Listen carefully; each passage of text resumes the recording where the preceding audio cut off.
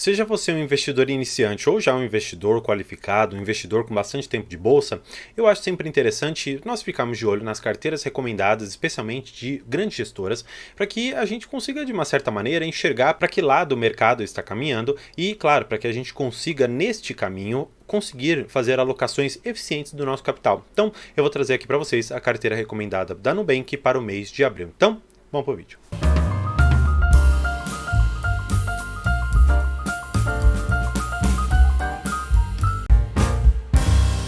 Bem, trazendo vocês aqui direto para a tela, eu já vou colocar quais as ações e eu vou deixar aqui um pouco pausado enquanto eu falo um pouco para que você consiga enxergar, primeiro, quais as ações que nós temos, aqui o ranking onde elas estão e, claro, você precisa saber quais os preços máximos que essas recomendações aqui estão sendo postas para você, qual o preço máximo que eles estão considerando que cada uma dessas ações vale. Eu tenho um vídeo aqui onde eu já comentei um pouco sobre essas empresas, especialmente aqui da Coca-Cola, da CPFL, da Itaúsa, comentei sobre a Vale, comentei sobre a Lupar e, claro, vou nesse vídeo fazer alguns comentários a respeito, por exemplo, da Kepler Weber, que é uma empresa que está sendo bastante comentada nesses últimos tempos, especialmente porque neste mês de abril existe uma grande possibilidade dela fazer o pagamento de alguns dividendos, o anúncio aqui de alguns dividendos e, claro, existindo também aqui no setor agro, a Brasil Agro é uma empresa bastante robusta que, claro, vale a pena você também colocar no seu estudo para que você consiga enxergar se é uma empresa que tem um retorno interessante para o seu acionista e se o ramo em que ela está incluída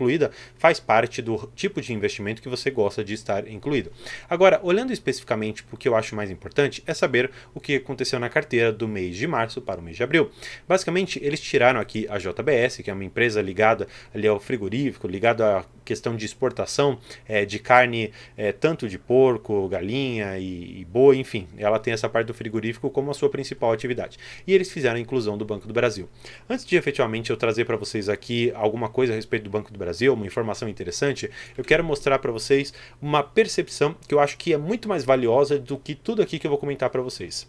Eu estava conversando esses dias com um investidor e ele mostrou um pouco ali da carteira, mostrando que existem algumas empresas que estão dando lucro, algumas outras que estão no prejuízo. E aí eu falei, tá, mas de tudo aqui, qual que é a empresa que mais traz felicidade para você em relação àquilo que te paga de dividendo ou em relação àquilo que te dá de valorização? E foi categórico em dizer, olha, Banco do Brasil é aquele que mais me traz felicidade. Aí eu, por quê? É uma ação tão volátil, que tem uma questão governamental bastante complexa ali dentro, que um dedo do governo pode fazer com que a cotação suba para mais de 50 ou possa ficar abaixo dos 30. Qual que é efetivamente a felicidade dessa ação?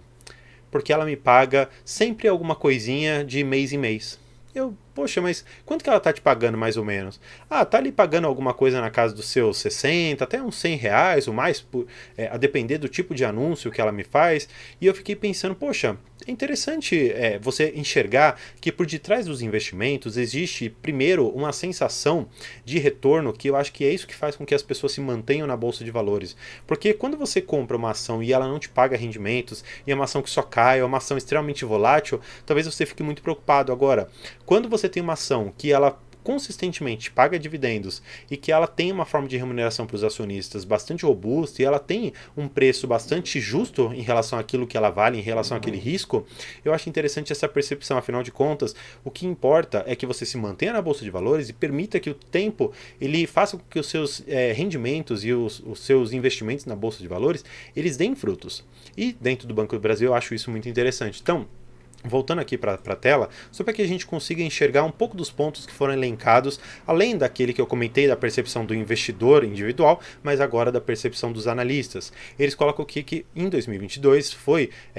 espetacular o resultado do Banco do Brasil, e eles colocaram aqui a eficiência operacional. Eles têm um ROI médio, retorno sobre o patrimônio que eles colocam ali dentro de mais ou menos 22% apenas no último trimestre, e eles colocam que eles pretendem para o ano de 2023 números muito maiores, tanto é que o guidance, ou seja, a perspectiva que o banco mesmo divulga para os seus acionistas é bastante robusta, que está ali na casa dos seus 30 até uns 37 bilhões em lucro apenas para o ano de 2023, e claro, você como acionista dessa empresa vai receber muito dos lucros. Tanto é que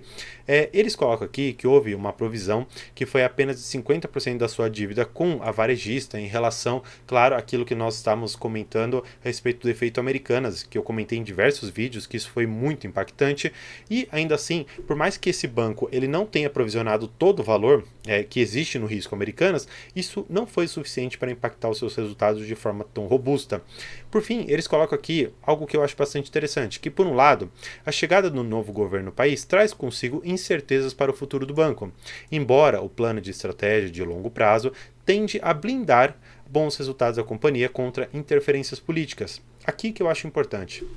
Muitas pessoas, quando vão investir na bolsa de valores, olham para uma determinada ação e tem como um critério de exclusão se existe o dedo do governo lá dentro. Algumas pessoas têm essa predileção por empresas que não têm o governo lá dentro, e claro, isso aqui é uma opção clara de investimento e eu acho que tem que se manter aderente à estratégia. Agora, se você não se preocupa tanto com isso e entende que o governo traz uma oscilação para o preço da ação, e claro, pode gerar um grande problema na questão da lucratividade, especialmente, por exemplo, se usarmos o Banco do Brasil como ou cabide de emprego ou para financiar determinadas políticas públicas, isso pode afetar muito o banco. Agora, não sendo esse o caso, por conta de algumas blindagens que a própria lei tem, que o próprio estatuto e diversos regulamentos e regimentos dentro aqui do Banco do Brasil tem, isso pode, de uma certa maneira, te tranquilizar. Agora, eles colocam o quê? Que com a incerteza de um lado, bons resultados de outro, um valuation hoje parece estar muito descontado. Tanto é que o próprio banco, ele coloca nos seus resultados que o banco ele está muito descontado, porque se o banco ele valesse exatamente aquilo que ele vale, melhor dizendo, se o preço sobre o valor patrimonial estivesse em 1, nós estaríamos mais ou menos com um valor próximo ali dos seus 52, 53 reais por ação. E hoje a ação cotada ali perto dos seus 40 reais, estaria assim um desconto muito importante. Olhando para a questão de perspectiva, nós temos primeiro, alguns especialistas já disseram que para este ano, considerando a lucratividade que o banco se propõe, existe uma banda mínima de que o dividendo ele ficará mais ou menos ali na casa dos seus R$ 3,80, e se ficar na banda máxima do que eles pretendem de lucratividade ou consigo até superá-la, vai chegar a pagar mais de R$ 5 por ação. E considerando hoje o valor que você paga para levar toda essa lucratividade, você acaba tendo um yield de pelo menos ali uns 10, 12 ou até perto ali dos seus 15 ou 16% por ação, considerando, claro, a lucratividade do banco, o payout e tudo mais. Outra coisa que eu achei interessante, juntando as duas premissas que eu tenho, primeiro aquela percepção individual de um investidor pequeno e a perspectiva aqui dos especialistas de que a lucratividade será muito boa e que o risco governamental não vai afetar tanto, nós temos aqui algo muito importante. Primeiro, o Banco do Brasil ele paga 8 rendimentos ao ano, 8 dividendos por ano. E como que ele faz isso? Ele já anuncia pelo menos 4 e ele coloca outros dividendos complementares ou dividendos intercalares, qualquer o nome que você desejar. E aí, nesses dividendos, ele faz o pagamento. E aquele pinga-pinga, assim como, por exemplo, nos fundos imobiliários, tem um efeito psicológico muito bom de você manter o investidor dentro da bolsa, o Banco do Brasil ele é muito forte nisso, eu acho muito interessante, porque quando você tem um rendimento, por mais que seja pouco, caindo todo mês ali para você, isso te dá uma certa confiança em colocar mais dinheiro, sabendo que você coloca alguma coisa lá e aquilo acaba te retornando. Porque empresas, por exemplo, Magazine Luiza, Via Varejo, IRB, Oi, Cogna, enfim, outras tantas ações, você colocou dinheiro lá dentro, por mais que exista por detrás até uma estratégia boa para a reestruturação da empresa ou para que ela comece a dar lucro, ainda assim ela não te retorna nenhum dividendo. E isso, para um efeito psicológico, acaba sendo muito ruim. Diferentemente, porém, no Banco do Brasil, nos fundos imobiliários e em outras tantas ações que pagam com uma regularidade boa, você tem esse efeito psicológico de uma forma positiva e eu acho isso extremamente interessante. Passando um pouco mais aqui na carteira, eu só queria fazer um comentário breve a respeito da Alupar. Eu estava assistindo um vídeo que foi feito, se eu não me engano, pela Levante, que basicamente eles fazem ali um mata-mata entre diversas ações e eles fizeram basicamente um mata-mata entre as transmissoras. Então, eles falaram sobre a Alupar, falaram sobre Taesa e Transmissão Paulista. De todos os indicadores, a Alupar ela não venceu a questão de dividendos. No entanto, olhando para a recomendação de compra, existe, por exemplo, na Transmissora Paulista, eles estão mais ou menos ali neutros, dizendo, olha, não é nem para comprar, nem para vender, nem para fazer nada com essa empresa. Já com a Taesa, eles falaram, opa, já está com preço meio esticado, ela está meio endividada, a perspectiva dela não é tão interessante, então vamos vender. Na Alupar, as 7 recomendações foram de compra, não existia recomendação neutra, tampouco de venda. Então, eu acho que é uma empresa para você ficar pelo menos de olho, para você entender que existem outras empresas que estão num ciclo de investimento diferente de Transmissora Paulista e Taesa, que podem ser muito importantes para você colocar o seu investimento em empresas diferentes daquelas que já são um pouco mais comuns de a gente ouvir. Agora, é importante lembrar que nesse mesmo vídeo, a Alupar ela não ganhou a questão de dividendos e ela não ganhou a questão da lucratividade. A lucratividade, considerando uma premissa de receita anual permitida, a Transmissora Paulista ganha. A questão de dividendos, a Taesa ainda ganha, e a Alupar ela só ganha as questões operacionais, porque ela está menos alavancada, ela tem uma questão de uma margem ainda assim muito boa, e claro, qualquer uma dessas empresas que você colocar no seu portfólio, eu acredito que ela vai ser, no médio e longo prazo, muito interessante para você manter, porque essas empresas elas têm uma receita anual permitida e elas têm contratos de concessão por diversos anos. Então, se você se mantiver nessas empresas pelo prazo, pelo menos dessas concessões, eu tenho absoluta certeza de que elas vão trazer um retorno muito bom e você não vai ficar, de forma alguma, prejudicado com nenhuma dessas ações que, claro, só estão investindo, só estão aumentando e numa ideia de investimento, de fazer parte e se tornar sócio de uma determinada empresa, tanto a Alupar, Transmissora Paulista ou Taesa são ótimas empresas, claro, considerando um preço que você se propõe a pagar por elas. Olhando aqui outras empresas como Brasil Agro, Coca-Cola, CPFL, eu comentei no outro vídeo a respeito dessa carteira de investimentos, afinal de contas eles não mudaram muito. O que eu acho importante, e aí mais uma vez eu reforço aqui, é essa empresa. Por quê? Ela é uma small cap, que ela está ligada basicamente à questão dos grãos. Basicamente, em qual parte da cadeia logística do grão que ela está? Ela está na parte armazenamento. Ela tem aqueles silos. Silos basicamente são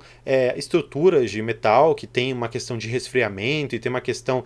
de poder deixar aquele grão lá dentro sem sofrer nenhum impacto para que ele apodreça ou para que ele sofra ataque de pragas, ou até, por exemplo, sei lá, de aves que vão lá e comem aqueles grãos. Então ela protege isso, mantém esses grãos lá para que um determinado caminhão ou caminhões cheguem lá, consigam pegar aquele grão e levar, ou seja, para exportar ou para o mercado interno. E isso é muito interessante, afinal de contas, muito dos grãos que eram produzidos, eles acabavam se perdendo por conta de não existir esse armazenamento. E considerando que o agro ele é muito forte no Brasil e que essa questão dos silos ela também tem uma necessidade muito grande aqui, eu particularmente acho essa empresa muito interessante para você manter no seu portfólio, ou pelo menos para você estudar e saber que existe este ramo de atuação dentro da Bolsa de Valores. Por fim, este é o último comentário que eu vou fazer e até vou comentar. E até vou chamar você para assistir um outro vídeo que eu fiz, que é a respeito das holdings, se vale a pena investir em Bradespar, que basicamente é uma holding que investe exclusivamente na Vale. Eu já antecipo aqui para vocês, eu não investiria na Vale diretamente. Eu investiria nas operações da Vale, porque ela é extremamente lucrativa, ela é uma das maiores empresas que nós temos no mundo, se eu não me engano, ela só perde hoje para a BHP, e ela tem um dos melhores minérios, considerando a qualidade do minério, e eu acho isso muito importante. Agora, quando eu for investir, eu escolheria pela BRAP4. A BRAP4, como eu comentei no vídeo, ela é uma holding do Bradesco que ela tem exclusivamente as ações da Vale. Olhando para uma questão do investidor pequeno, eu escolheria a BRAP porque, olhando para a questão de dividendo,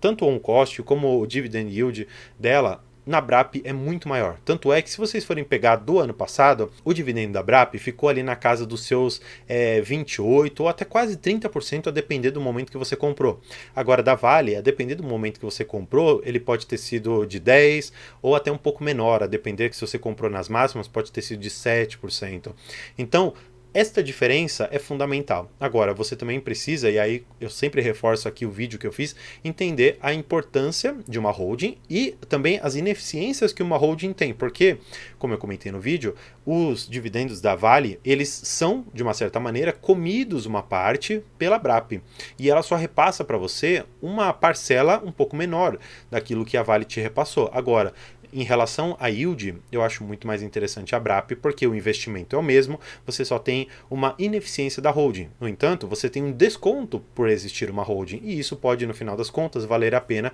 claro, se isso fizer parte do seu portfólio, lembrando sempre que a Vale, assim como a Brap e a Semin, estão ligadas a commodity, ao minério de ferro, que hoje, a meu ver, está extremamente esticado, ali na casa dos seus $120 pela tonelada. Então, enxergando desta maneira, por mais que os resultados de curto prazo sejam muito bons, havendo um retorno à média do valor do minério,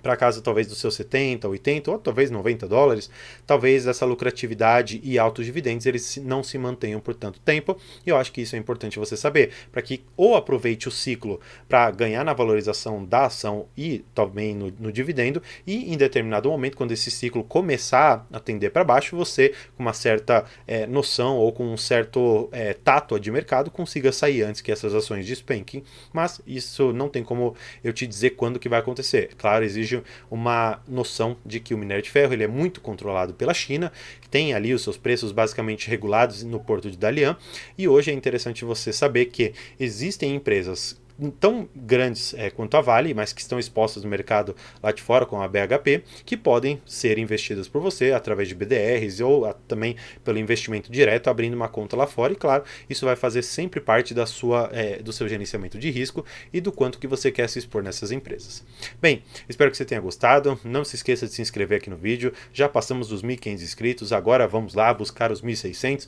para que eu sempre consiga passar essas informações a respeito do mercado financeiro e trazer carteiras de investimento, sempre trazendo também um racional por detrás e informações que vão te ajudar a alcançar a liberdade financeira e não depender do INSS nem de aposentadoria complementar. Então, por hoje é isso. Muito obrigado e tchau!